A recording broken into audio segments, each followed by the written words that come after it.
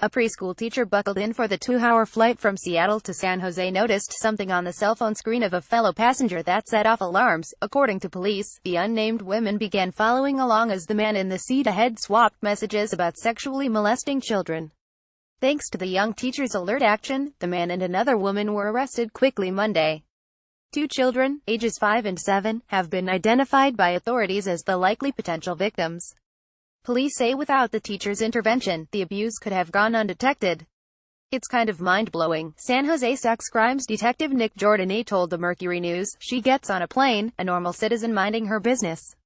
A couple of hours later, she's intervening on quite possibly the most traumatic thing children can go through. This was life-altering for them. Michael Keller, 56, must not have realized the words on his large-sized cell phone screen were legible to the passenger seated behind him on the flight. It was in large font, and she sees certain words and starts contemplating there's something bigger there, Jordan told the paper. Then the conversation transitions to children.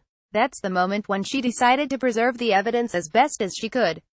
According to police, the teacher snapped her own cell phone photos of the conversations, which allegedly involved Keller requesting the individual on the other end to perform sex acts on the kids.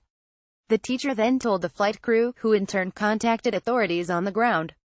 When the Southwest plane touched down, San Jose police and San Francisco-based FBI agents detained Keller for questioning. The Tacoma, Washington native told police the texts were just role-playing and sexual fantasy, the Mercury reported. He freely let law enforcement look over the messages. But back in Tacoma, FBI agents were busy pinpointing the identity of the other party.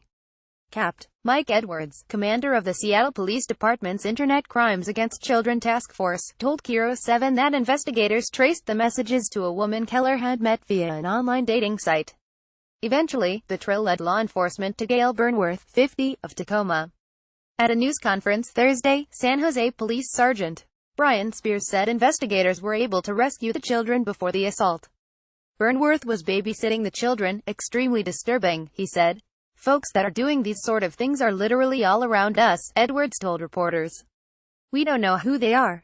The discussion that was going on was very disturbing, about harm to children, he told Q13 Fox TV.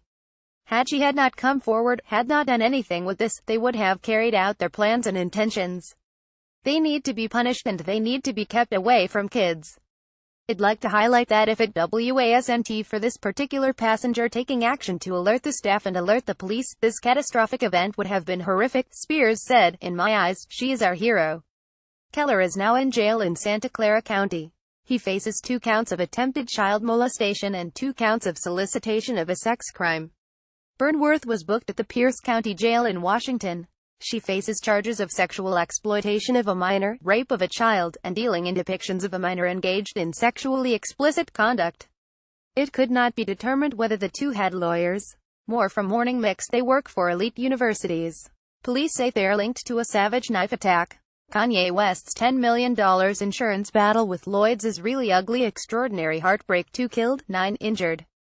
In gas explosion at Minneapolis school. Acosta vs.